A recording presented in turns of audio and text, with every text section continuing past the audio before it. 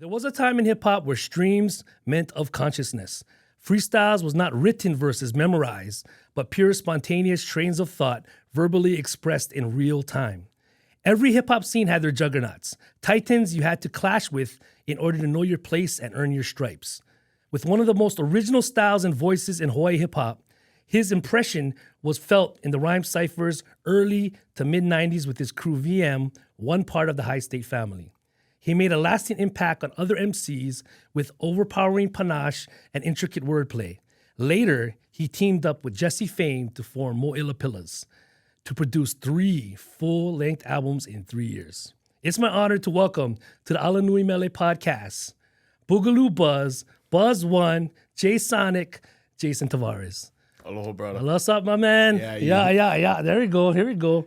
Bruh, so happy to get you on the podcast. Yes, You know, Thank you we've been covering, I've been trying to do this chronologically, right? But certain crews span throughout 80s, 90s, into 2000s, into now.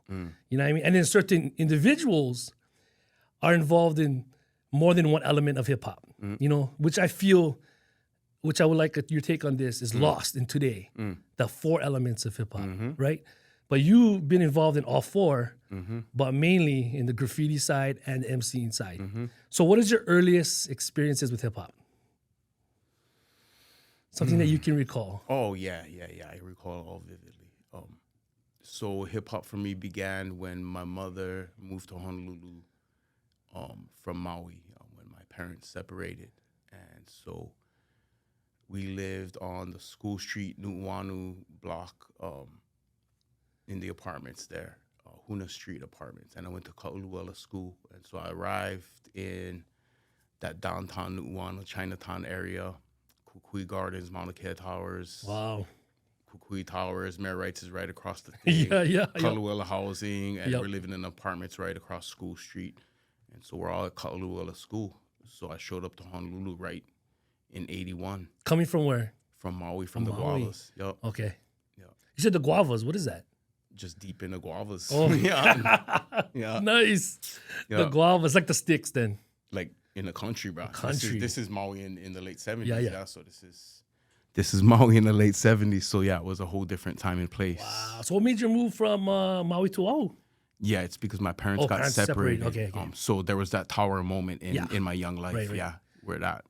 And so with hip hop, there's always some, there's there's that part of it, which is So here I am in first grade, smack dab in the middle of Honolulu at Ka'ulu'ela School, and there's these songs on the radio, like there's the early stuff was like electro funk, like Zap. What year were we talking about? Talking like 81 right now.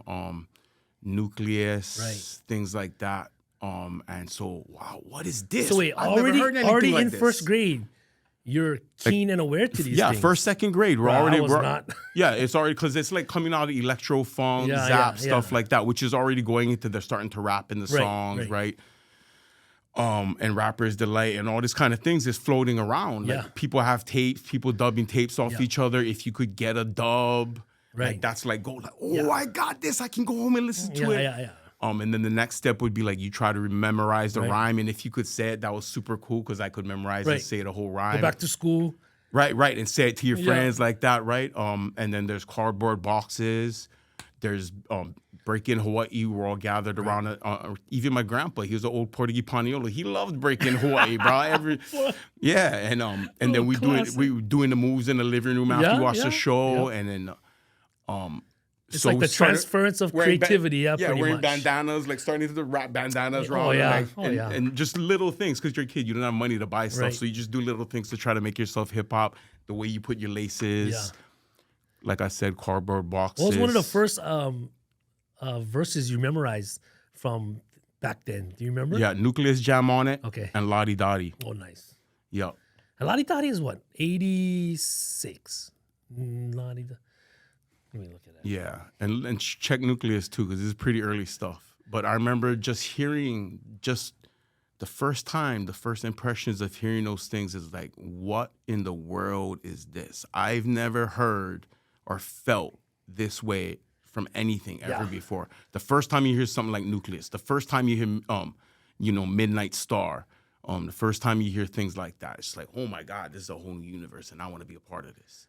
So automatically, when you start writing, wait, did you get into writing graffiti first, or you got into MCing first? So then by 4th, 5th grade, we had tagging crews. Okay.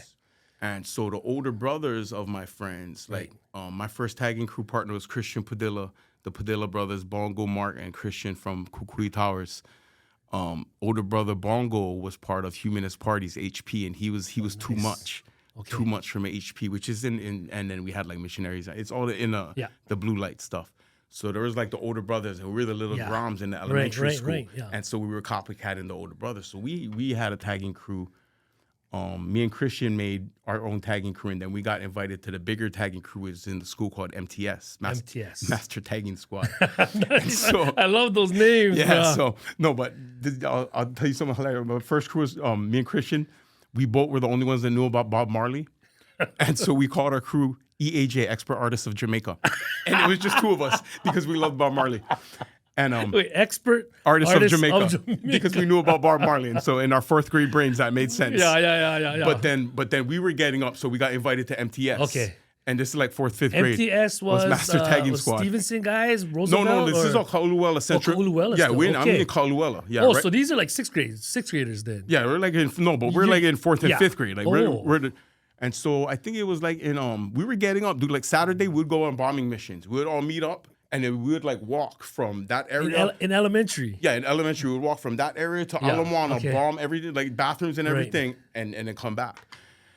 And then we got popped one day. One day, me and Christian Padilla, we got popped at this Waikalulu Gardens bathroom, and then we got arrested. And anyway, and then in the meantime, they were like doing an invest. Anyway, then they came and got us from school another day, and they took us to the police station. Oh, they got you from school? Yeah, and they took us to the police station, and they had binders, bro. Oh, what? They had binders, and they had pictures of us, and that was the most eye-opening experience because I'm like, I didn't even know there was people watching me and taking pictures of me, and they were, and it was just the most crazy. Wait, they had pictures of you in action? Because they were building a case against us, and so they had all the evidence. So they had pictures of us in these binders, bro. Wow. And like I'm 4th, 5th grade, like just shook, like oh. So every tag that you had, they took a picture of. Well, they went around and got the evidence. Yeah, evidence. Yeah. Because they connected those tags with us as MTS. Yeah. Wow. And so that was the first experience that this and is a dangerous 4th, game. 5th grade. Yeah. Take it from school. Yeah. To the police station. Yeah. And boom, binder. Yeah. I've only heard stories of that, of writers going getting busted, and then like boom, the binder comes in, and then right, and it's crazy. Like to think that somebody was watching you and taking pictures of you, and you're totally unawares. And you don't even have pictures. You're kind of like, hey, can I take this binder or what? No, I was just shook. I was just shook. I was scared shit. Okay, then what happened after that? And then after that, I was kind of like shook from graffiti, and I went into Pop Warner football. Okay. And then my mom wanted to kind of like give me some remediation, so she sent me to the school called Academy of the Pacific AOP, to try to give me more support. This is like 6th grade. This is in 7th grade now. Grade. And so I went to AOP, and then I met John Isabello, and I met John Davis, and I met a whole bunch of other people, lo and behold, like we were talking about earlier. So explain to people, you said those names, right? I know who they are, you know who they are, but for the greater story of Hawaii hip hop, like who is those people? Okay, so then now me and John Isabello meet at AOP. Our parents ain't gonna pay for us to cut school every day. They're sending us back to public school. Me and John went to Roosevelt. Okay. And so John Isabello and I get to Roosevelt, and he's an artist. He draws. I'm already super into Public Enemy at this time because it's the summer like 88, 89, Takes a Nation, the Millions is blowing up. And so I'm really starting to and I was always a poet. I was always a writer. And so that's, I guess, why I was naturally inclined to go from the 4 elements and pursue the MCing aspect of it. Even when I was in elementary school, I'd enter creative writing contests, and it was always just something that came easy to me. So when Public Enemy and that type of energy was out, it was just like a calling. Yeah, like a calling. And so that was my energy. John Isabello was like a romantic ladies' man with his guitar, drawing Guns N' Roses flowers and getting all the nice. girls wearing skin tight jeans and no shoes. Oh, He was a character. He was a character. And people would tease him, but he got all the girls. He would walk around Honolulu barefoot with skin tight jeans. And this is like in 89, 90. That's crazy. Bro. So when he showed up at Roosevelt with me, like people didn't know what to make of us. Yeah. But then when I got to Roosevelt, I met my first kumu in MCing. Wait, real quick. Talking about John. Okay. You want to talk about what he wrote in John is free VM. Free VM. But we're not at the VM. We're not at the VM point of the story. Yeah. I want to make sure. Yeah, thanks. Okay, no problem. So when me and John show up to Roosevelt, that's kind of like what we look like and what the energy is like with us. And I mean, Roosevelt is, you got Papakalea, you got Anianiku, you got Po'oa Valley, there you go. You got Makiki, you got Manoa, you even got some more Ili. So you got like, there's 2,000 students on campus. So there's a lot of energy over there. Yeah. And so we're coming into this now, and there's this senior on campus. Her name is Charlotte MC from Pikaluna. And she's from Papakalea. And when I met her, she was doing what I wanted to do. Oh. Her punch, her lyrics, her content. And when she started rapping, people would just gravitate around her. This is 1990. This is 1990. So she might have been rhyming from 88, maybe. Yeah, right. she was well seasoned by the time I met her, and her DJ was DJ Elite. Elite. Oh, okay. And so Shout out Elite. If you go in Wikipedia, there's Na Mele Paleoleo in Wikipedia, which is songs of protest, alongside Southern Rush. Charlotte Kaluna, MC Frumpy, and DJ Elite are also mentioned as founders of Na Mele Paleoleo. Wow. And so getting to Roosevelt, she was doing what I wanted to do. So I kind of like... So you got in Roosevelt like what, 89, 89 as a freshman. Yeah. You see this female MC, but she's just spitting. And she's doing all revolutionary, sovereign Hawaiian, like militant raps, because it's Public Enemy time. Right. And so now... So no other male MCs? You didn't see no other MCs but her? No, she was the one... People aren't rap. It's not cool to rap at this time. This is not a time where like... Yeah. Everybody became MCs. No. In fact, you get clowned for doing this kind of stuff. You face like, oh, what, you guys think you guys popolo? Yeah, you think you guys black? Yeah. I was there, Yeah. Okay, so it's not something that you're getting clout for. Yeah. Like you're doing it because you really want to do it. And because it's a calling, right? And so hanging out with Charlotte, I start to, and I've already always been activist minded and a thinker and a questioner, etc., counterculture. This stuff doesn't make sense. There's reasons why we need to dig and find the answers. And so I started to go to rallies and revolution books with her and Coffee Line, which is by Burger King by UH. Started to go hang out, cut school and go hang out at UH and all this kind of stuff. Because that was just way more fascinating. So I got involved with the revolutionary books community. And with Charlotte and stuff. And then the rallies were actually the first places that we started to rap at. Wow. And so that's really what, where I really started to just take MCing very. Are we still seriously. fighting for the same thing? We are, and we can talk about why that is too. Okay. Yeah. So you meet Charlotte, and you already kind of started rapping, but that kind of put you over. I knew I wanted to be an MC. I knew I wanted to rhyme. It's on. And like I said, when I saw what she could do, I said, I want to be able to do that. Did Free John wanted to rap? Or No. He's never drawing. No. He's just he was actually a great break b-boy. Oh, crazy. He could shoulder roll everything, man. Yeah. He was dope at b-boy. You guys are unstoppable then, you and him. Yeah, you guys two had it all, bro.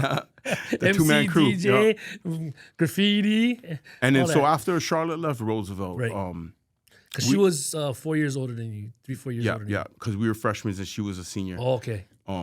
And she reluctantly took me under her wing. She went hard on me too, man. She even told me, as a Caucasian in this art form, that's something that you always have to be aware of. Yeah. In your perspective and where you sit in this in this puzzle.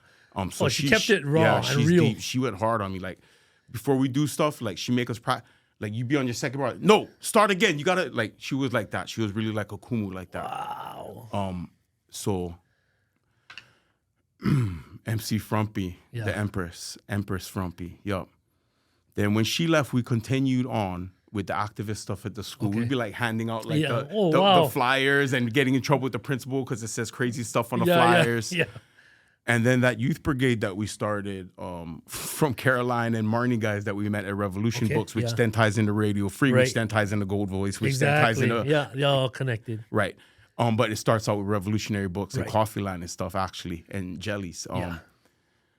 So that kind of transition into us becoming VM, because we were like writing messages on the wall, like activist messages. Right. But I already...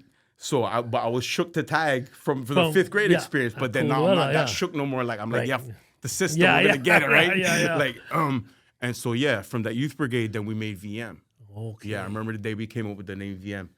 And then the third member of VM was Shirley Lemos, and she was a girl that I knew ever since 1st grade. From public housing, but she was at Roosevelt too, and she was kind of alone and she didn't have anybody, but she knew me from Kaʻaluʻela. Right. So I was like, she felt so like, hey, you want to get Shirley? You want to? Yeah, I'll go. Like she was down, bro. Yeah, she was down. She was down. And so it's me, Free, and Shirley. What did Shirley write? I think it was like Too Shy or something like that. Okay. Yeah. And then there was Free VM. It was always Free VM, and I went through a few different names. Right. But yeah. What is some of those? Can you say some of those names? Yeah, I wrote Bando the Bandit.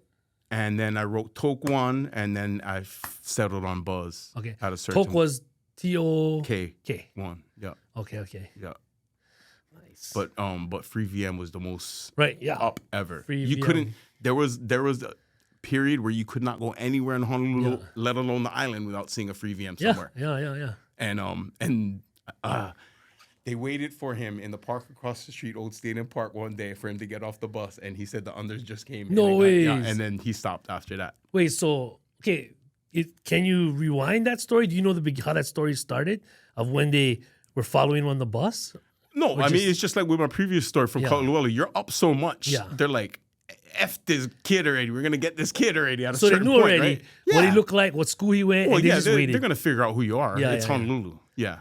And plus, if you're out there wilding out and you're not hiding, we weren't shy about things. I'm pretty sure there was free VM tags in Roosevelt. Everywhere. So you just followed him. Everywhere, bro. Everywhere. So he literally were you with him at that time? Yeah. We'd be jumping on the bumper of buses as they take it. Like, And so when he got off the bus, you seen him get snatched. No, I wasn't there with him. Okay. But that's how it happened. Okay. And then he stopped after that, went into being a club DJ after that. And then he eventually became a comic book artist. Yes. Yeah. Rest in peace, brother. Free VM, bro. Love you, brother. I'll see you on the other side. Yeah, livicated, free VM. So then free VM, so was it Shirley? Lemos, yeah. I don't know whatever happened to her. She transferred schools. And Yeah. So then my sophomore year, that's when Chemo showed up to Roosevelt High School. And he was always artistic, always musical, always genius, always super creative. But at that time, he was still on the oak tree, oak tree thing, right? I'm sure we all were. And so he saw what I was doing, and he wanted to, just like how I wanted to do so he saw what I was doing, and so he came and hanai'd himself to me, and then he latched on to VM, and then Albert as well. Right. And then that became the nucleus of the VM that you guys met. Yeah. So Chemo was AKA Casper. He wrote Casper, Yes, right? he wrote Casper. And then Albert, what did he write? Ask. Okay. ASK. Yep. And then like Sean Kelling and John Cram and all these other guys from the skateboard scene all started. Yeah. And then VM just started growing, and then it started becoming what was Kelling's name again? Shout out to Sean. He owns a skate shop now. Shout out to Sean Kelling. In Rosewood or Rose someplace in California. Yeah. Has his own skate shop. You know, I met him skateboarding, and great stories with that guy skating and like learning about hip hop. But so VM was Roosevelt, and this is before High State anything, which is you guys just wilding out. We're just at Roosevelt. So we're doing like the talent. I'm doing like the talent shows and stuff, and then Chemo guys come, and then by junior year, it's like we're just tagging. We're just starting to tag everywhere. And like I said, Sean Kelly, John Cram. There was this other boy, I forget his name, from LA that moved, this dirty white boy. He was just a badass tiger from LA. I forget his name. I'm gonna remember it later. But so we just started, the posse just started to get thick, and the flavor started to get and plus thick. hip hop at that time, 92 on, started just getting way more, like in Hawaii, Yo MTV Raps was popping off, right? You know, and then more records are coming out. You know what I mean? So more of us were getting hip to the game of hip hop, right? And understanding graffiti, b-boy, and we had MC. people like Size at Jellies. Do you remember Size? We used to get the Remember for the 12 inches, the singles, he used to do the tagging and then he would like write a description, almost like a review of the record. Oh, And the hand styles and the way he would word things. So we had access to jellies and all they brought us, all the culture. Right. People like Size, people like Guy, people like Monty. Yeah. Just all these purveyors of style. I guess they call them tastemakers nowadays. But I mean, Norm, who's the original tastemaker? Yeah. Sean Speedy Lopez said that. Right. He said that Norm was the guy that would ask, what should I bring in? He would ask what's going on in the streets, and he would bring the music in. Right. Which basically Tall Records wouldn't do that. You know what I mean? Right. Respect to Tall Records, autograph mags, but Right. I mean, you know what I mean? Yeah, shout to Norm. And we had Hungry Ear and stuff like that too. So we had these outlets. We had Sarah's Surf Shop. You could get stuff. Yeah. So like by 92, like it's starting to bubble up. It's starting to bubble up, and it's not just me and John Isabella and Shirley anymore. And then I think also in junior year, the big thing that happened was there was another male rapper at our school finally, and he reminded me of a Hawaiian Eazy-E. He looked like Eazy because you know how you kind of like style yourself after your favorite artist, right? And his name was Keone, and so it's like, okay, you rap, I rap, we got to rap, right? That's how it. Not necessarily battling, but like testing each other out, right? It's more like you like b-boys that you and like a joust. Yeah. So I rapped, he rapped, and then he's like, "Hey, bro, I gotta introduce you to Danny." Oh. And so it's from rapping with Keone. Right. What's Keone's MC name? I forget even. But he never really continued on to do it. But that's how I met Danny. Wow. So I think it was junior year, probably later on. You guys don't know Danny One. We go back in the old podcasts. Danny One. Check out Danny One's podcast. Anyway. Yeah. So through him you met Danny One. I met Danny One. And then but prior to that, back to between AOP and Roosevelt High School, my mom's took me to a Santana concert. What? Oh, shout out moms. Yeah, she took me to a Santana, and she took me to a Tito Puente in North Shore Latin Jazz. Oh, your mom was cool, and my mom's a lifetime donor to PBS too, so. Oh, right there. Okay, there we go. So, I went to the Santana concert, and I'm fascinated, like, wow, this is cool. Heck and so there's these other young people, and so we just start, and they're sitting right behind me, so we just start talking story. And it's these two brothers, and they're called Carlos and Guijo. Oh. And they have this other friend with them. And so we meet, and Carlos was wearing the Public Enemy t-shirt. Okay. And so that's how it was back in the day, like with the expert artists of Jamaica. My friend had a Bob Marley shirt, and that's how I knew that he liked Bob Marley. That was connection. This boy behind me had a Public Enemy shirt, and so it's like scarce. Like you're out there in the world looking for signs of hip hop life, and if you see it, you're gonna go directly to that person. You're gonna hit them up, and likely you're gonna have a lifetime friendship after 100%, 100%. So this was Carlos and Gio Rios at the Santana concert. That's how I met Carlos and Gio Rios. Right. And I think it was maybe within a week I was at their house in Hawaiʻi recording a song inside his bedroom, and so that was the first guy I ever recorded with. I think that was like my summer between 8th and 9th grade. So Gio is Mr. Rios from High State Family. High State Family, there you go. And you met him at a Carlos Santana. Yeah, at a Santana concert. And I think he was probably like in 7th or 8th grade, and his brother's like a sophomore. And they're going to Kaiser. New Valley? New Valley and Kaiser, yeah. So anyway, I go to their house one day, and then we've been friends to this day. That's crazy. And everything in between. Also at that time, around sophomore year, in Maui, there's this crew called Chilltown Productions. Okay. And they have this big blue van with this graffiti on the side that says Chilltown Productions. And back then, nobody's doing it. So you're constantly looking for signs of hip-hop life. And we're on Maui. So we knew one of the guys from Chilltown Productions. So at that time when your parents got separated, you were going back and forth? My whole life I went back and forth. From Maui, Oahu. Yeah, so because joint custody. Summertime, Christmas breaks, I'd be up there. Wow. And summers was 3 months back then. Yeah. Right. And so I had the real town and country, like I said, Oahu, grown, Maui, built. So technically you were bringing, because I feel Oahu's always been like the New York, LA of hip hop for Hawaii, right? The hands down the best MCs, DJs, writers.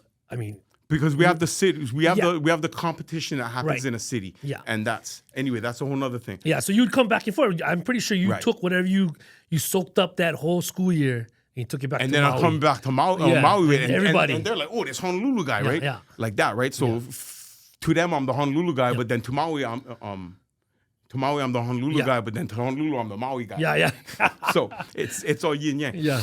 So, but what I want to say about Chilltown is I meet Bud. So we go to look for Bud at the Fun Factory with Hev, because we knew Hev.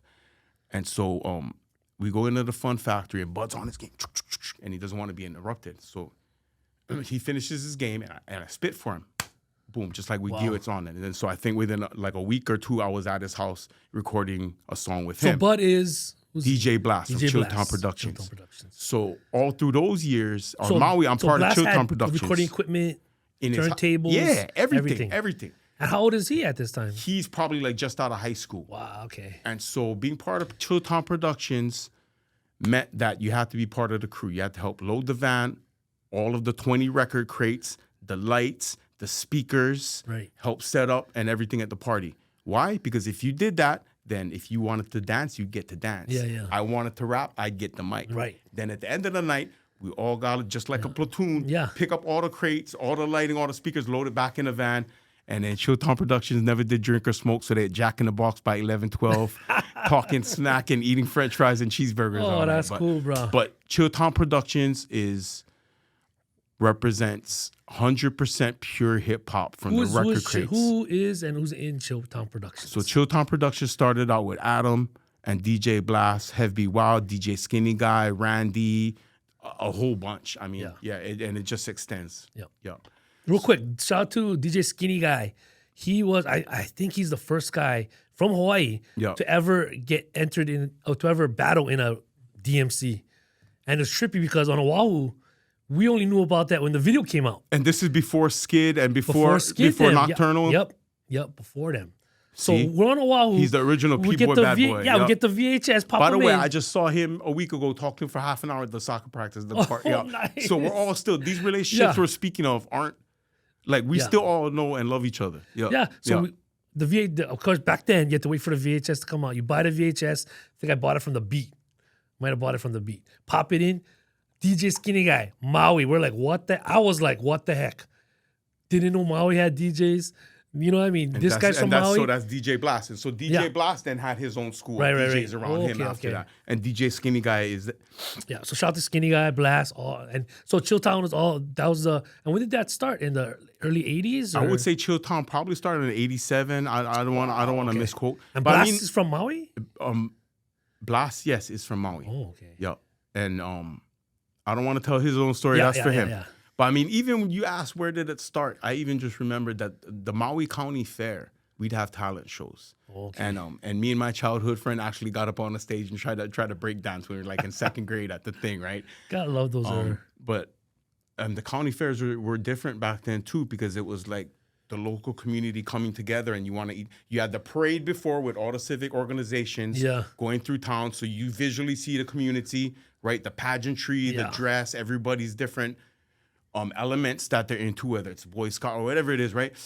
Then you had the food. You like eat the good Filipino food. You like eat the good Puerto Rican food. You like eat the good bean soup. You like eat the good China, right? And so malasada. So you go to the county, right? And play the games and ride the rides and look at all the pretty girls, and then so enter the talent show, try to break dance.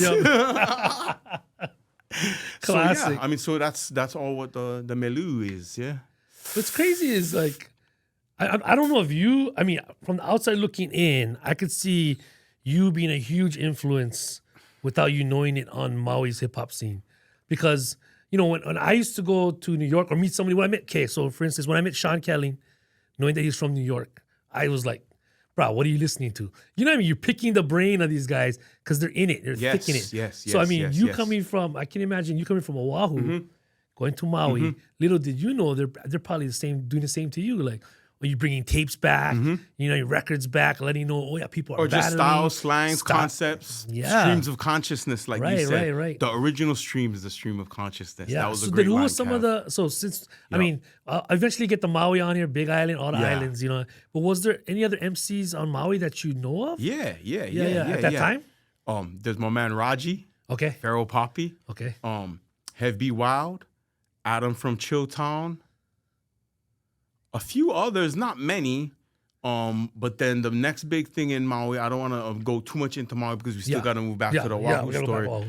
But then a couple other movements that happened post was Amphibious Tongues. Yeah. And Shout out to also, Bo. and Jets Crew. Yep. So that's some of what was happening on Maui because it is a town and country Oahu Right. Grow Maui Belt story. Yeah. So maybe we switch back. Yeah. Yeah. So coming back on Oahu, Yeah. this is maybe you met Gijo, Yeah. right? And this is not high state. No, not even no. Numanakas yet. No, it's Carlos, his older brother, and him in the bedroom. And then it was you just meeting him and then going to record. Yeah. And Casper Kimo wasn't with you at all. No. Oh. And was there any kind of crew there, or just was making music? No. It's still, we're just isolated individuals out here looking for each other. We're Right, just trying, like one dot trying to find the second dot to find a third dot. And that's how it was in the 90s, right? You see somebody wearing like a Public Enemy shirt, you're like, hey, how's it? And that's how you meet people. Lionel. Okay. The Black Hawaiian. No, I'm sorry. Lionel I met from Danny. Okay. But everybody also knows him from his MC stuff. Yeah. CJ Fresh. Okay, yeah. Remember I said I used to cut school and go to UH? Yes. And one of the events I went, Ice-T was speaking in the library, and I got up on a mic and I rapped. Wait, Ice-T was speaking at the library. Was it like Hemingway or the other? Right in Campus Center in the library over there. So Ice-T was at UH. Yeah. And so there's a question and answer session. Okay, yeah. So I didn't ask him a question. I got on the mic and I rapped for him. And he goes, yeah, I like that. All you need now is a beat. Oh, he said that to you. He said that to me. Wait, what grade were you when you cut school and you went Probably to UH? like a sophomore or something because I'm in the activist stuff, revolution books with all this with all is Caroline Marnie guys. classic. How come nobody's ever told me a story about Ice-T at UH? I have stories about Snoop Dogg, E40, Be Real. I got so much stories about different cats, but we're going to stick to what CJ Fresh, So though. CJ Fresh, he would notice me over there because he could tell I was hip hop, right? And so one day I seen him in Ala Moana and I rapped for him. Yeah. And it just so happened there was a Public Enemy show that night. Oh, at Pink's. Yep. Okay. And he thought I was cool enough. He invited me to the show, dude. Bruh. Shout out to CJ Fresh, bruh. He's always been like that. So he's also one of my kumus in hip hop. Okay, yeah. So Frumpy, CJ Fresh. So I'm always going to give it to the guys that I learned CJ Fresh, from. what school did he? What school? He's at UH at that time. Yeah, or he's in in high UH school? at that time. Okay. I'm still a Gram in high school. Yeah. I don't know anything about his backstory. I just know that he was hip hop, and I'm looking for other hip hop people. Yeah.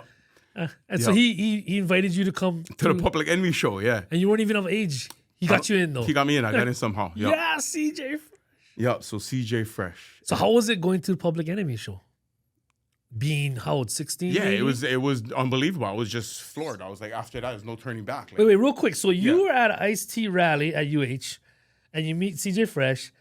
Then within that night, I'm not that same day. Okay, but I'm frequenting the area. And he's a student there, so I'm. You'd all see him. Yeah. But then that same night was the Public Enemy as the Ice-T? Well, I seen him in Ala Moana on this particular day. I seen him in Ala Moana at the top of the escalator. Actually, I remember exactly where it was.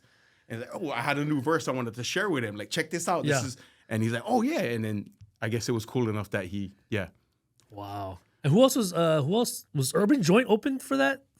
Was Urban Joint on that bill with No, I don't remember them. My first recollection of Urban Joint was, I believe, between my junior and senior year of high school was the famous House of Pain Cypress Hill show. Oh, at the Aloha Tower. Aloha Tower. Yeah, okay. Yeah. So...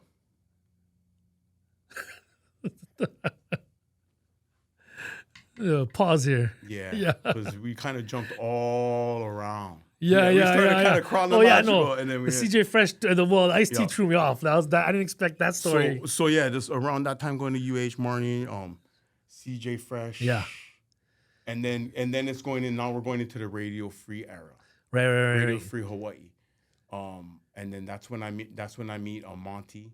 Okay. And actually, I meet Guy first. I meet Guy first from Revolutionary Books because Guy was also part of. Well, this is before High State then still yet. Oh yeah. Oh, wow. There's so much things that happened before High State even happened. Crazy. Yeah. Okay. So then the Jelly Radio Freeze era starts, and actually Guy plays one of my songs. The first time I ever had my song play on the radio was Who Radio produced Free that Hawaii. one? You recorded it with that was DJ Blast, my DJ Blast song, DJ Blast. and it had a Chuck D sample, and I went, "I'm trapped from the government, I got lied to, from the government. Wow, yo, man, revolutionary. Yeah, so we was always on it Yeah. like that. We was always about the activist stuff. And they played it. Yeah, and because they were activists too, right? Right, yeah, of course. Right.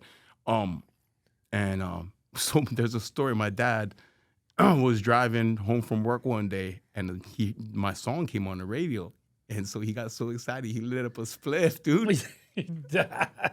Lo and behold, the popo was right behind him. Dude. He got pulled over. Oh no! But shout out to Pops. I love you, Pops. But my Pops and my moms was always fully supportive That's awesome. of arts and expression. That means a lot. Yeah, a lot for a young mind.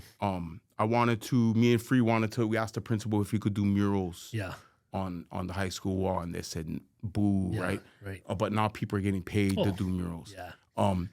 G Building, there was a phase 2 piece on the back of G Building. And my step-grandma's house is 2 minutes through the bush. So we get the bathroom pass from science class, because G Building is science class. Like, look at this phase 2 piece. It was the most crazy, wild style. That was right on the trail to go up to. My mom had an office at Kalani High School, and the Kalani High School wall in the back. When I'd have to go meet her after school over there, I would just go to that back wall and just look at that back wall, dude.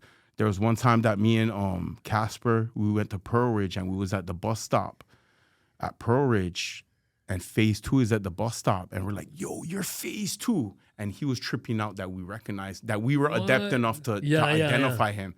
And like, you're the guy that did the piece on my school's building. Like, we had phase 2 at a bus stop. Yeah, Pearl Ridge. That's crazy. Yo, just randomly. But phase 2 also painted the piece on G Building that I had been walking past for. So when, plus we have subway art, we have spray can art. Yeah. I don't know if you remember this book called Getting Up. Yep, I remember that. Yep. You couldn't buy these books back then. There's no Amazon. Yeah. But these things were like gold. So I got suspended from Roosevelt because fucking, I threw the book out the back window, and I guess there was somebody below, a staff below. You hit somebody? No, there was a staff. They see the book fly out. Yeah, I saw the book fly out. So when I went down to go get the Getting Up copy that Roosevelt High School had, classic. I got copped. Yeah. But those were our sources. I mean, PBS had Style Wars and Wild Style. Somebody else mentioned that. I remember seeing that we had it. I tried. It's funny. I talked to our programmers, like, hey, can we get this aired again? But I'm just licensing and all this stuff like that. But I'm gonna keep trying, because the fact that PBS used to run Style Wars back in the 80s was always so progressive, which is crazy, man. That's why we love you, PBS. It's just crazy. But you're talking about Radio Free, though. Yeah. Radio Free. And in that era, did you meet more producers, MCs, promoters during the Radio Free Hawaii era? So during this era, as far as MCs and producers, I knew Danny One and Chris J. That's about the time when Danny One and Chris J, like junior, senior year. And I met them from after I met Keone at Roosevelt High School after and Tessie shut out. And they had a studio at on P.E. Koi, where the Jellies was. Right. Their studio was in the back. That was Bully's. That was Bully's studio. Right. And so that was like the first real. Then I'm not in somebody's bedroom no more. Yeah. That was pretty much Homegrown Massive at that time. And so I go there. I meet Danny. I meet Big Wayne Madaris. I meet Heinzke and Double J. I meet Mighty Mouse. And I'm like, yo. Now I'm meeting other guys. Yes. So these guys coming from Kalihi, Naked Natives, Beach Boy Sons from Kapahulu, and there's Chris J and Danny One, who are like probably 5, 6 year old, and like they're super cool and dope, and I'm like, okay, I found it. Yes, yeah. Like I found it because I want to start recording. Yes. Like we found it with Chilltown, but like we've whole. Yep.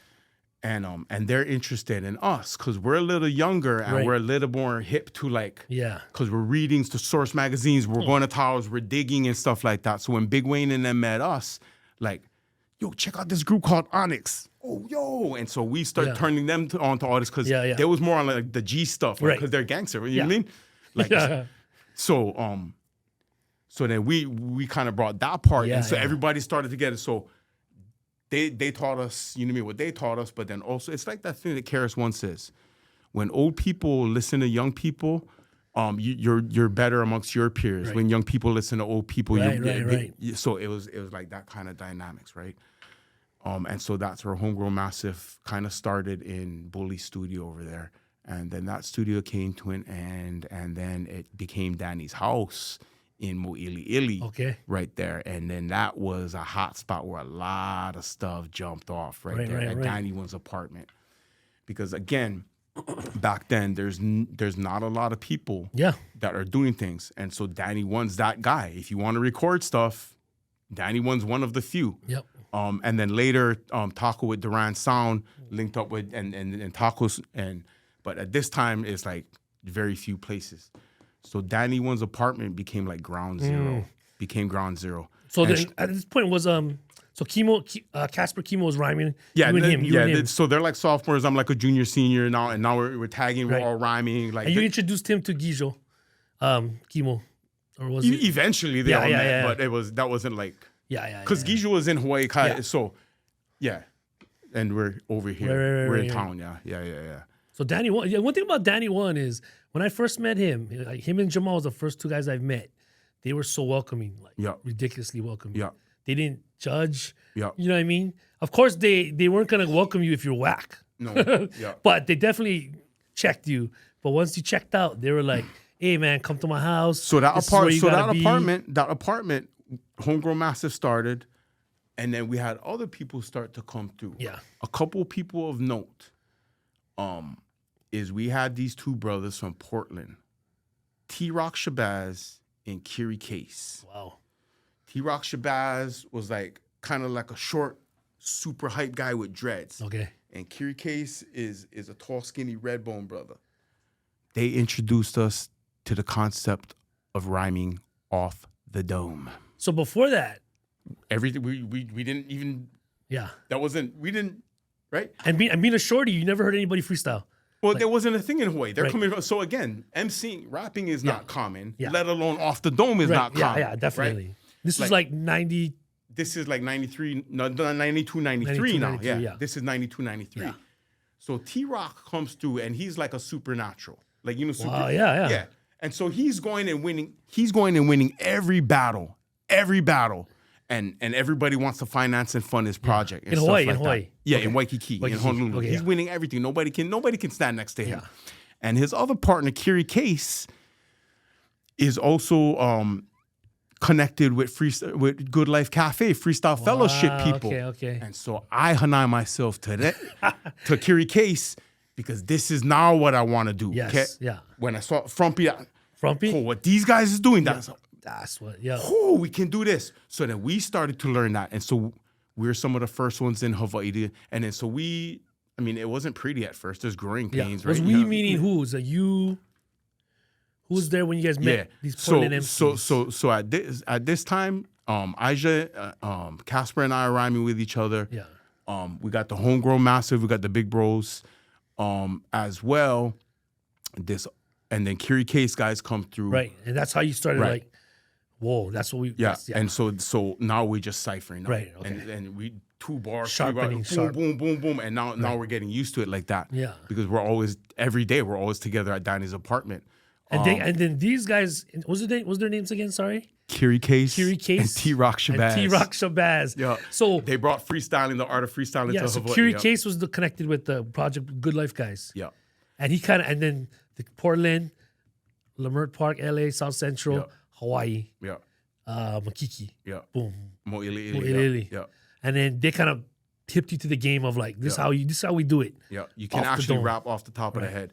And so now when we're starting to rap in ciphers locally, we're able to do something that everybody else is not used to yet. Yet.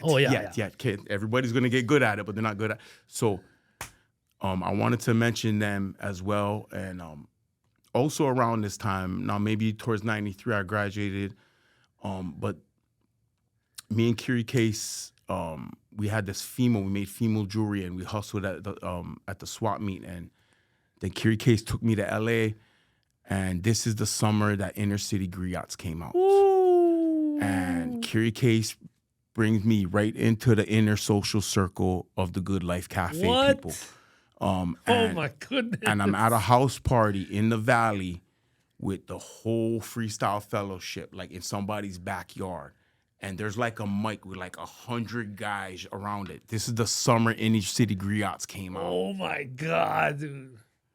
And for people that don't know, Freestyle Fellowship is probably like the Style Messiahs. Style Messiahs. They're one of the many crews that birthed from Good Life Cafe in South Central Leimert Park. Eventually turned to Project Blowed, which was an open mic on Thursday nights in the hood. But pure positivity. They're one of the crews that got signed along with Volume 10. Pistol the Grip, Nonce. pump 'em up. Yeah, you know what I mean? Like Skilo, Ahmad, all these guys. But the crew is AC alone, four MCs, everybody else. Yeah.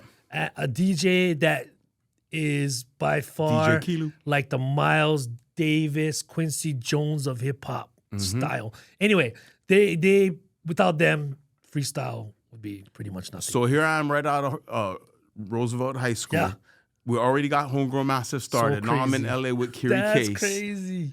And so I'm like, yo. So again, we're absorbing Mana'o from mainland cats, right? Then we're ambassadoring that back to Hawaii, right? Which you hear in a lot of the brothers that comes up on with Jamal, with Too Swift. All of us. Everyone. That trip actually is where Kiri Case brought me to this place called the Gaslight. Okay. And then when I came home after that trip, and then we went all the way up to Portland. Anyway, we can't tell the whole life. Yeah. But anyway, come back, and around this time, Eggplant Funk Pistol is popping. Okay, yep. And they got the Delicious Vinyl Connects. Yep. So I meet this DJ called DJ Daz at Delicious Vinyl, from Delicious Vinyl, and he kind of likes what I'm doing, and like, yo, I want to come back up to LA and see if we can get something popping. So I go back up to LA, and I'm staying up there for a little while. I had a few different escapades that I went up there. But this one particular time, so I go to the Gaslight, and with DJ Daz now, and I'm in the Gaslight, and I think it was Jamal Ski was the ragamuffin rapper. Yep.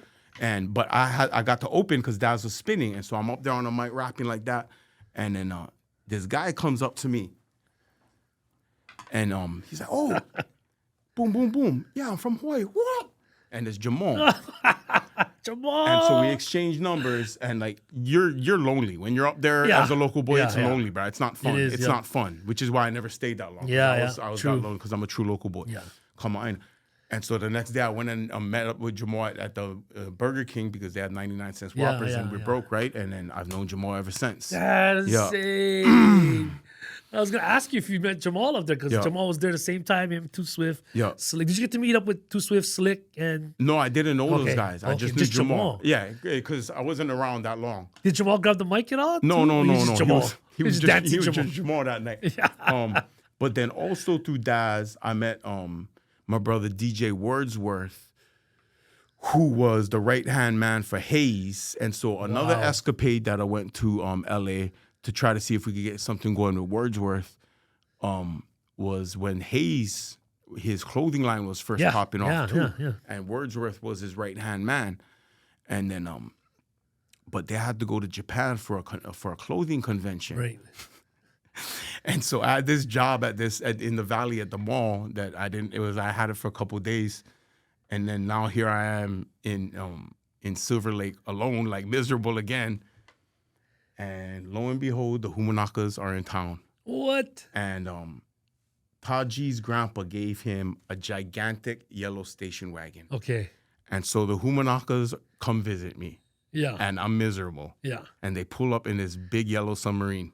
They're like, what are you guys doing? We're going to San Francisco. I'm like, I'm out of here, bro. I jumped in the yellow submarine with them. We went on a road trip to San Francisco. This was 94. No, this is like 95 now. 95, This is like 95 because there was a series of LA trips that led up to this trip. Okay. There's a series of LA trips that led up to this trip. And so, I kind of dropped the bag and just dug out because I was homesick. The brothers pulled up in a yellow submarine. That was a sign from God to get on board. Yeah. And so we had an epic journey. We went to Frisco. We did all the stuff we did. And then whose cousin was an MC from Pacoima? You remember that? I remember hearing the freestyles that you guys. Yeah. Somebody's cousin jumped on. Yeah, that was somebody's cousin. But that dude was dope. The cousin was dope. But anyway, so when we're supposed to drive back down to LA, I'm supposed to fly back. We gotta stop and get gas in Oakland. the yellow submarine just dies, dude, at the gas station in the hood in Oakland, dude. In Oakland. In 1995. Yeah, and so and we're in the hood. So then there's these Vietnamese gangbangers driving by, waving guns at us, and they're standing in front of this big yellow station wagon. I forget exactly how. I think Evan came to pick us up, and he dropped me off at the Greyhound bus station so I could catch my plane back to Hawaii. But at the Greyhound bus station was my neighbor for 3 years in Kaneohe, Raphael Dongan, or Rolando Dongan from the Dongan Brothers, and they're part of the local punk rock scene, but we were good friends. And it was at the bus station. He was on my same Greyhound bus, so that was like a sign from God that, come, you stay with brother now. So, oh, wow. So hip hop provides us with all these beautiful journeys, man. Yeah, man, that's crazy. So then now about this time, we're going into Homegrown Massive. We have like 4 or 5 songs. They're dope. If anybody out there has the Homegrown Massive songs, holler at me. The Static Kavet? No, not these songs. Oh, not these songs. These songs are on Reel to Reel. Oh, so they're only, they're on. Danny would, maybe Danny or Chris J would have them. Oh, Chris J doesn't. Yeah, Livocation Chris J. Yeah. Nabahe might be the only librarian that might have that. Yeah, because Danny gave. Yeah. But we had songs like Heads Will Be Rolling, Massive. My Crew is Massive, and then each crew had their own song. Like VM has a song. I still have that one. Yeah. Rough Mode has a song. So now around this time, a landmark moment happens. Cypress Hill and House of Pain, right at the peak of Jump Around, there's a show at Aloha Tower. Yes. And these boys called Urban Joint come out, and they just blow everybody away. Yeah. You got these 2 brothers that look like a Hawaiian Filipino Das Effect. Yes. Yes. You got this dude that looks like a Hawaiian Samoan Ice Cube. Yep. And then you got this dude that looks like a local Cholo Mexican dude, right? And they bats got and machetes. And they rocked it, bro. Excellent. They killed it. Yeah. Right? I And remember I was there. we was all there, bro. That was a like, pinnacle what? moment. So after that, the Homegrown Masters thing, we had in Waikiki. Yeah. There's this talent show at Hilton Hawaiian Village. This is a big one, dude. Cam Ford, Ricky Guys was all there. Yeah. Okay. Homegrown Massive was all there. Everybody who was trying to do it now, this is like 94 going to was there. Yeah. And so now we're all starting to see each other. Oh, wow. Right? Okay, yeah. So now the community is really forming.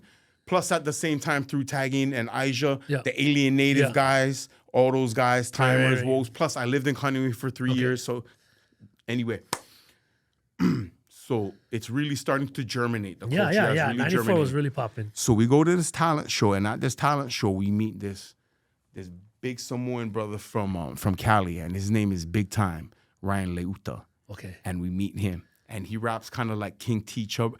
Damn, with the gun sound, $1, $2, then another round. Step it to me, and you step into danger. Yeah. But he's this big Samoan cat from LA, and so he joins Homegrown Massive. What? And now the mana is strong with these ones. Yeah.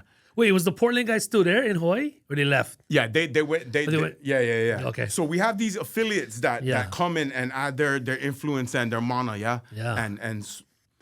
And so we record the Homegrown Massive stuff, and then life happens. Yes.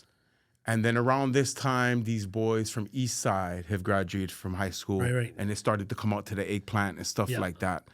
And I'm outside the Eggplant rapping with anybody who wants to rap, and then that's how I met Tasho. Okay. He came to and so you rap, I rap, let's rap. Yeah, let's rap. And then that was it. We've had a brotherhood ever since. Nice. And but then I didn't know that he knew Gio. Oh, that's crazy. But then like I already know John Davis. Yeah. I already we all know each other. So we through went all the way networks. back. You went to school, middle school with John Davis, ALP. Met Gio shortly after this. Yeah.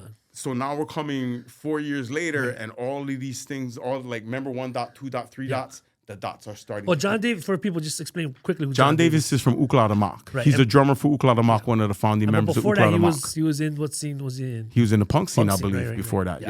Yeah. Okay. So Eggplant, Guy, again, Jellies, Funk Pistol, Norm. Yeah. Right. All the same DNA coming down. Yeah, right? yeah. And so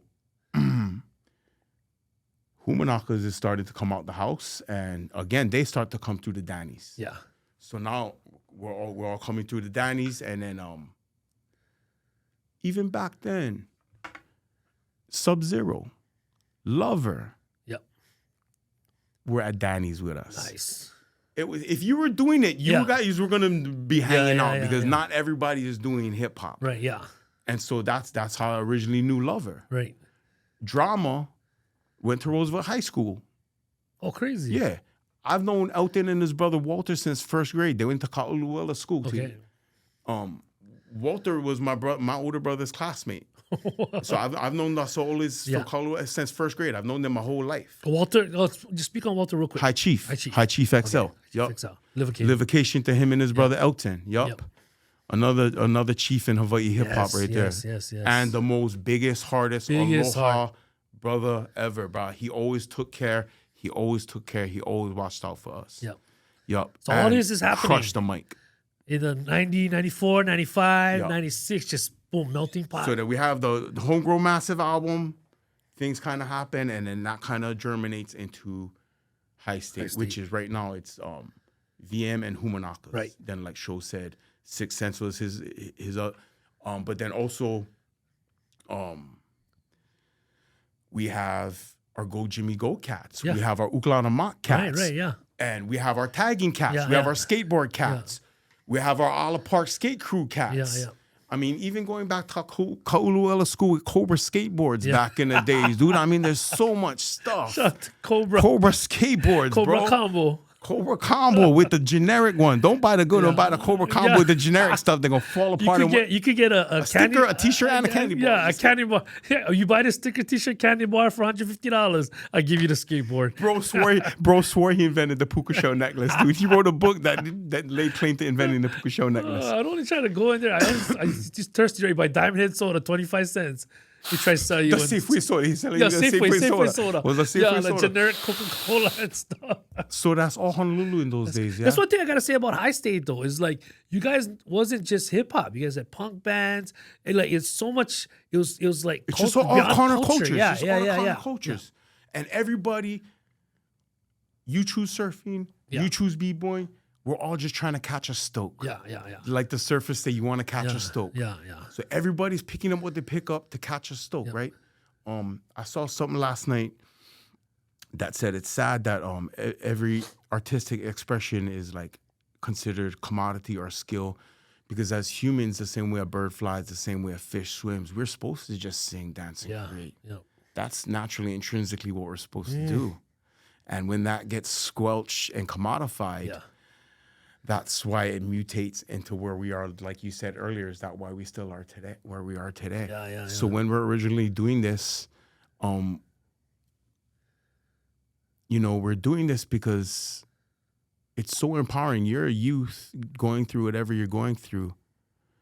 But once you start doing your top rock and you hit that shoulder roll and everybody reacts to you, you turn into a superhero. Yeah. You could just be a youth doing what you do. No doubt. But if you can't walk through the city without seeing free VM, John Isabello just became a superhero. Yeah, oh, definitely. Right? Et cetera, right? Et cetera.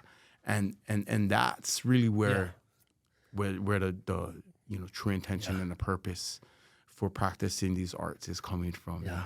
Well, I want to talk more about you and your style, because now that I'm hearing you went from Maui, Oahu, LA, Portland, Oakland, and you had your touches with Freestyle Fellowship, with Hood Guys in LA, Waiʻanae, like you so seasoned.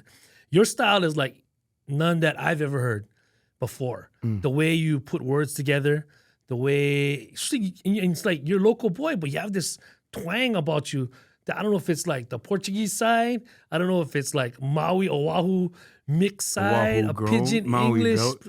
But a type of like what is where does that come from? My grandfather was a Portuguese cowboy. Okay. His first language was Portuguese. His second language was Hawaiian. Wow. His third language was English. I don't know if you remember your veterans in your family, but the type of pidgin that they spoke. Yeah. It wasn't, oh, bro, how you the type of. No, you're right. They're singing when they're talking, and they're using words from 3 different, 4 different, 5 different languages when they're talking. And so there's definitely in those early ingrained speech patterns a lot of that sing It's song. almost inheritance. You inherited like this speech. Especially pattern. when they get going after a few. when they rip them, they rapping already. Yeah, because the way you put your words together is just like, when I first met you in the ciphers, I was like, bruh, this guy is different. Like inflections, connection. Now when I listen to you now and you're explaining this all on the podcast, it makes sense because you're exposed to way more than I could say any other MC in Hawaii. So when you came into the cipher, you and like One Night Stand, it was just almost like when I talk about in my introduction, like juggernauts. Yo, shout out to the Roof Funk Posse, One Night Stand, Sweepy, DJ Static. When I talked about Homegrown Massive, that's the Salt Lake chapter right there. Yeah. And when I went to, I was like, dude, these guys, like, I don't even want to rhyme. First experience, like, bro, I can't rhyme after this guy. Like, it was just intimidating. But to me, like, if you wanted to get down, you had to face it. So you just got to jump in. But you would overpower people. Was that on purpose or was that a hunger? Was that like a checking at the door of the next, of the us guys? Like I said, Frumpy went hard on me. Yeah. She told me you probably shouldn't even be rapping. You're Caucasian. Yeah. A. B. We've been doing it all this time, getting outcasted. Yeah. Oh, now you guys like coming Yeah. Oh, now you guys like. Yeah. It's like that. You know what I mean? No, yeah. So we just supposed to hand you the stuff and roll out the red carpet. Yeah. Well, you know how much stuff that happened before you even show up and decided you wanted. Yes. Yeah. Yeah, so it's like almost the survival of the fittest. And, you know, and me, like, me and EP, we connected 93, 94. We started coming out about end of 94, 95. And that's when we started seeing, we started meeting other people because we were just kind of on the outside looking. You know, a lot of us were just kind of observing. And, you know, and then we felt compelled. We jump in. Like a lot of guys, you know, observing first. Nobody knew we rhymed, you know, because that's how it is when you go to any scene. You know, you see who's the guys that, pecking order, right? I showed up to Roosevelt High School. Oh, Frumpy. Yeah. You show up to the scene, yeah. And you know that's what you gotta go through. Instantly, I knew already, like, bruh, that guy, BUZ One Night Stand. Even I would see, like, you know, Casper, and I'd be like, oh, these is the dudes, bro. Like, we got to find a way to, I remember telling EP, we got to get in there, bro. Wherever they're at, we got to get in that cipher because, you know what I mean? But, like, I hear it now when, like, from Frumpy and all the way, like, why you were, you know, and I remember talking to, like, Omega 6, like, dude, bruh, or other MCs, bruh, he's like, those guys are like cipher bullies, bruh. But I understand it early. You gotta earn your chops. You gotta earn your time on the mic. You gotta earn your time on the cipher. And if you get overpowered, it's because you're not powerful at that time. So it's almost like a sharpen, you know, like a as, right? Which is what happens on Honolulu that lifts our right compared to if I'm in, you know, London or something. Yeah. And then also like we're in the city, yeah.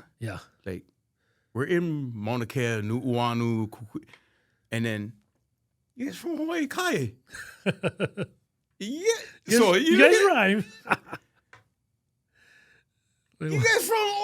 What you guys? That's not one hip hop place, right? Yeah. You guys coming from that? Yeah. Because you have the idea that hip hop is urban and we're from the city, so we own it, right? Front of streets. Yeah. So, this is our. Yeah. We got to protect this, right? Yeah, we got to protect this because you can't just be coming from, you know what I mean? See Puna Hoi, and then now you can jump in a cipher. You know what I mean? Yeah. Oh yeah. No, but I think that's the lost thing about today. Yeah. Is that the checks and balances is off. And the battling or the testing back then wasn't BUZ, you're ugly and I effed your. It wasn't personally attacking the person. Yeah. It was I want to flow and do my stuff so that it's obvious that my stuff is right. Yeah. It wasn't about personally attacking the person, right? Which is the difference of testing each other out. Then what the thing evolved into, which is very entertaining, is great, and people love it, and nothing wrong to it. Yeah. But just back then, testing each other out wasn't right. like personally trying to attack or humiliate the next person. Right. It was more about. So you think your style is dope? Yeah. And then so High State happens. Humanakas releases album, Freestyling, Species. You know what I mean? You keep doing music through all of this, and like you said, life happens, right? Yeah. We become adults, families. And then there's a VM album that never got put out. Me and Fame just we were able to recollect the song names of that VM album. But There's somewhere on a CD burned somewhere. So somebody has a VM. No. I you have have it somewhere, or Gio has it. But Okay. anyway, so there is VM tracks that never saw the light of day. There's a lot of buzz tracks between VM and Moʻilla Pillaz that never saw the light of day. Did different things with DJ Blast, even with JG from with John Guy's studio down there. Jacob. Yeah. JG. Jacob Gabriel. Did some fun stuff with him. And then eventually that culminates into Moʻilla Pillaz. Yeah. Well, you eventually moved to Maui permanently. You were in Oahu the whole time, and then you made the trip. I mean, I remember I moved to Maui. I moved to Maui permanently after Moʻilla Pillaz. Oh, after Moʻilla Pillaz. Yeah. Okay. So what? So after all this, we go through. And so 95, 96. That's like Freestyling Species. Yeah. We're in a Source magazine. Yes. Oh yeah. I'm sorry. 95, 96 is more like Homegrown Massive. 97, 98 is Freestyling Species. We get in a Source magazine and stuff like that. It was kind of like the pinnacle of, right? And then life kind of happened after that. Now we're going into the millennium. Yeah. And then that's where I'm just like, actually, I started to go back to school at that point. Yeah. Actually, I enrolled in KCC Culinary. Nice. But I'm still doing music on the side. That's when I... have kids, family. No, we're not there. We're not there yet. And then so it was about 2000, maybe 2003, 2004. I was with Galmichi, and then we was doing Aloha Tower, the Don host parties. We had a party crew. We were doing all that kind of stuff. Yeah. And he let me be out. And so just doing different things, staying active and stuff like that. And then I think it was maybe around that time, 2004, 2005, in Fame's Kapahulu apartment. We made our first prototype Moʻilla Pillaz song. That early. But then we didn't actually act on it yet. Yeah. But it was a formulation, the first couple of Moʻilla Pillaz songs that we made. And then I think it was like maybe about like 2005, Fame moved downstairs in how we had upstairs, downstairs. Oh, wow. And so, and we weren't even active in music at this time. But then I don't know what happened. It came to like, bro, what are we gonna do? We got to do something. Yeah. And so me, him, and Jordan, we had a meeting on Nu'uan with the Vietnamese place. We sat down, and we decided to start Blaisdell Studio. Okay. Yeah. So that's when we started Blaisdell Studio, and that's where we did Raps to the Max. Okay. And then within 3 years, we did University, and then Elementals. But also, not only from 2000 to that point was a lull for it just seemed there was a lull in general. Oh, yeah. I don't remember that much exciting things popping. Right. And so it was kind of like a resurgence. And so the concept of Moʻilla Pillaz was our first album, Raps to the Max. And this is an homage to Rough Mode, which is one with the Magallanes brothers. Right. I have the Rough Mode track, actually, which I'll play for you, which I will say is the original Raps to the Max, Pigeon to the Max let's go. track. I credit them with inventing the Pigeon to the Max rap style. Wow. The song's called What's the Hap, so I'll play it for you after. Okay. But we thought a worthwhile mission was there's a lull in hip-hop, A. B, what the artists in Hawaii are doing sounds no different from what they're doing in the mainland. Yeah. They're basically kind of like osmosis, like you were talking about earlier, whether intentional or not. Right. Whether intentional or not.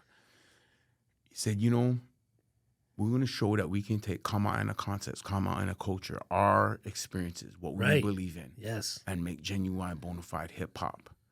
And so the same way that Pigeon to the Max explains Pigeon English to a non-Kama'aina, we're going to explain Hawaii hip hop to the right.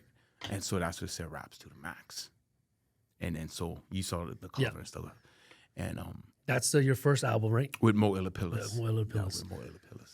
Were you guys always planning on doing 3 albums, or you just had that much music made?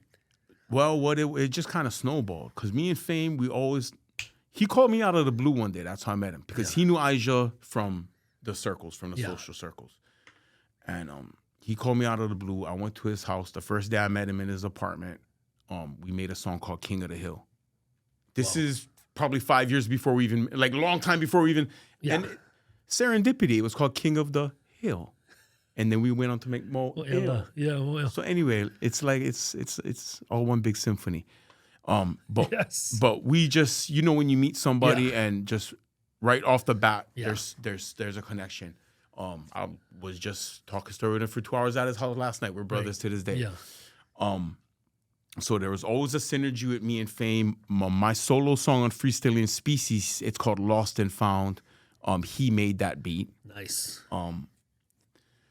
So during the Kapahulu apartment days, then I started, and then so we had the meeting with Jordan. We made Blaisdell Studio. We did Raps to the Max.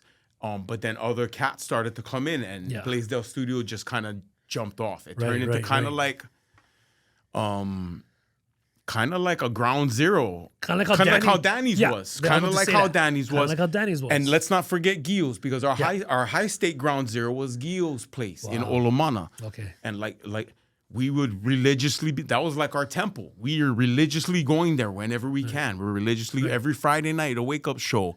We had our nights. VM had this night. Humanakas had this night. Like that. Because there's only one Gio, right? Yeah. So then Blaisdell kind of became the ground zero, because there was no more Danny's, there was no more Gios. Yeah. And so we made our own, we had to make our own ground zero. Right. And so then Blaisdell became the ground zero, and then the other homies downstairs had the live band. They had their studio. And then so Blaisdell as a hotel started to have all these other things, tattoo parlor. Right. And so for about 3-4 years there, it was just a really happening place, man. And Javi saw all of it. Javi, the elevator driver, shout out to Javi. So you guys made your 3 Moʻilla Pillaz album, all 3 of them there. At Blaisdell, yeah. And you guys planned to do 3, like, or just was like, okay, we'll do Raps to the Max, and like, okay, and organic. Everything's all organic. So you explain what the Raps to the Max album, the inspiration for that, second album. So University, yeah. So now it's kind of like we're going from. You just look at the visual of the. It's kind of just maturing, right? Really, it's just a maturity. It's a growth, really. So Moʻili. University Ave. Yeah, we're standing right there in front of Puck's Alley in the Korean house. Yeah. We got the floating bus. Yeah. We got the spaceship on top of the building. Okay. And so we're taking it from ground zero. We're expanding now.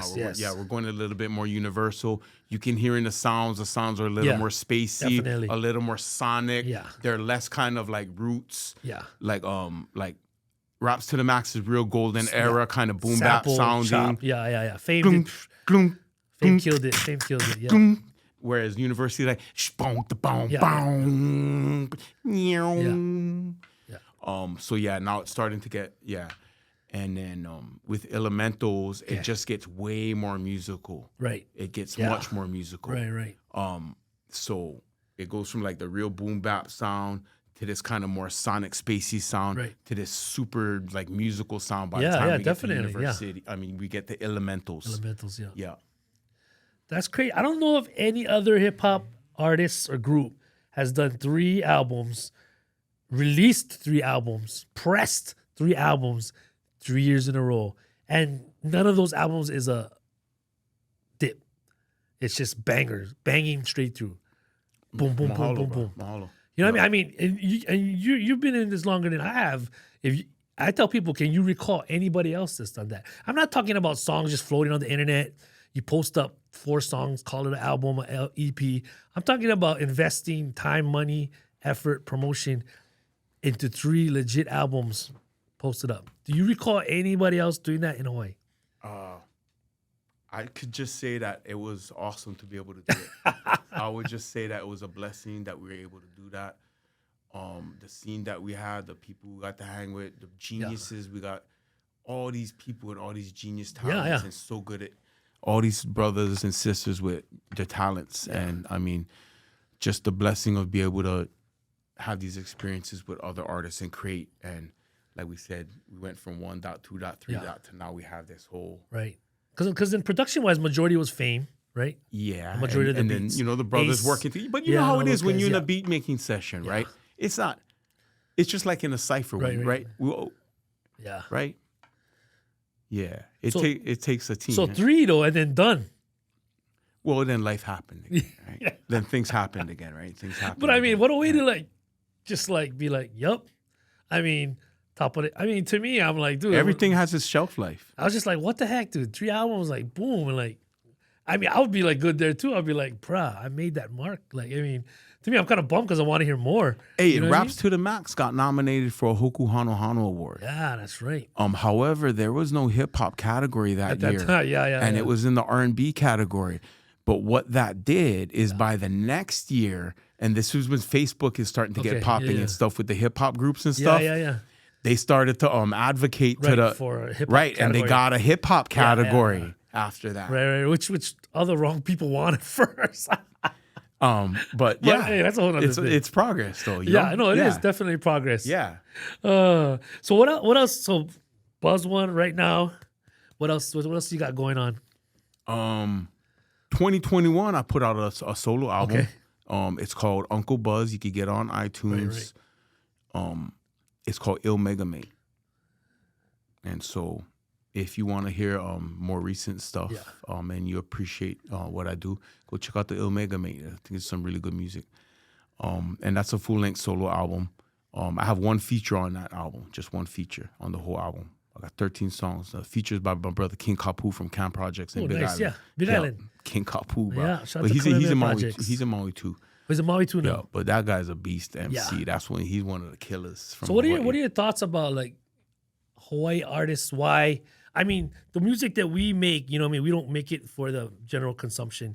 You know, I don't, you know, I mean, maybe you know what I mean? Like, what is it with the artists nowadays, and why isn't nobody really broken through to the mainstream besides like Bruno Mars or anything? You know, I had T's on, and his songs, you know, he made it for a certain genre, you know what I mean? Sure. But as in like an MC, you know, like we don't got like a Tasho, like I always say Tasho's been the closest MC, you know what I mean, hip hop that's made it. But besides that, why nobody else? It's kind of like why wouldn't an MC from Lanai? Yeah. Unless he lived in Honolulu for a while and really got down, why wouldn't he come to Honolulu and blow up? Right. It's the same reason why an MC from Honolulu wouldn't go to New York and blow up. Yeah, it's pretty simple. Unless you were the Bruno Mars of Lanai, which is like 1 in a million. Bruno Mars, by the way, Roosevelt High School. Shout out Bruno Mars. Yeah. He's like what 2000. Yeah, he cuts the 2000 or something. Yeah. The Bruno Mars of Lanai. Hey, where's the Bruno Mars of Lanai? There might be one. You never know. Yeah. That's how I see that, bro. Right. I was wondering though, because with the amount of like, dude, we had 4 tracks, no social media. You had to be there. You went there. You went to LA. You went on the mic. You took the mic from Ice-T. Got the mic from Ice-T at UH to spit. Like you literally physically had to put yourself into position to get your music heard. Where now, you have to. Now it's like I'll just put a song out and expect it to hit. But I feel like the lost art of being present is missing with a lot of these newer artists. They feel like that you never unloaded the record crates from DJ Blast van. You never helped carry the speakers after the show and load the van back up. You never had to keep your eyes peeled if anybody was wearing a certain T-shirt I gotta go meet that person. Yeah. So part of, you know, we're in this digital era, and there's a concept of digital aliens and digital natives, right? And so you and I are digital aliens, right? Because our prime developmental years between 1 and 3 years old, we had we didn't have that in our formatory years. Whereas everybody after a certain year, there's never been a time, even in utero, where they weren't under that's a digital age. Yeah. So their whole neurology after the digital natives, their whole neurology, their whole brain wiring is different than ours. True. And so it has ramifications on your memory, your senses. Your perspective, how you look at things. 523-8932. That's Kiwan Park's phone number I remember from 2nd grade. Because you don't have to remember a phone number anymore. You know what I mean? Yeah. So our faculties are actually diminishing. Sense of direction. Yeah. Right? North, south, east, west, right? Nowadays, Google Maps. 734-4239 is my first phone number on Montserrat Avenue See? in Kapahulu, up the street from Burgerland. See? And Now that you say that, I was like, dude, I know my first phone right. number. And so our faculties are actually different, right? Yes. Henceforth, the music that's made is different. Yeah. The way that they go about who they make the music for, who they push the music to, right? All those things. Because All those the things, digital, when you say digital natives, They're digital native to it, natives. Yeah, but they're we're native to- aliens. We're to it. aliens to it. However, I would say that our natural faculties are much more intact. Yes. I would also say that our grandparents' natural faculties were likewise much more intact to us, and likewise. Yeah. So the negative impact of this digital era is this diminishing the actual human faculty, and then that goes into a whole another thing. But yeah, that's why my music ain't never gonna blow up, because I'm talking about what I'm talking about, bro. Ain't nobody gonna put me on. Yeah. Well, anyway, on that note, you have anything else you want to add to the podcast? Anything else you want to say before we wrap this up? I think it's really wonderful what PBS is doing to go ahead and document this art form that we call hip hop. It's so important for humans to be able to express themselves. And I remember as a youth at recess, there'd be guys breakdancing and breakdance ciphers. Somebody could draw a piece. Wow. Fred, who was just Fred, you can draw like that, turn into, like I said, a superhero. Like, it really, that's why we love it, because it made just a regular person. Yeah. Almost gave you like, Yeah. yeah. And so that's why it's so important for us to sing and dance and create and draw and love and hula and skate and surf, because that's where we really are human, and that keeps our humanness alive. Right. And we have to do it out here in the 3D world. Yes. And so that's how important promoters, people who put on events, that's why this stuff is so important, because that's what brings people out the house and into the world. Yeah. And so I would like to just say that please understand how important art is. Like PBS is the whole mission of PBS, because that's really what's going to keep us human. And so save the humans. Aloha, everybody. And on that note, shout out to Buzz One, Boogaloo, Buzz One, J Sonic, MC Forever.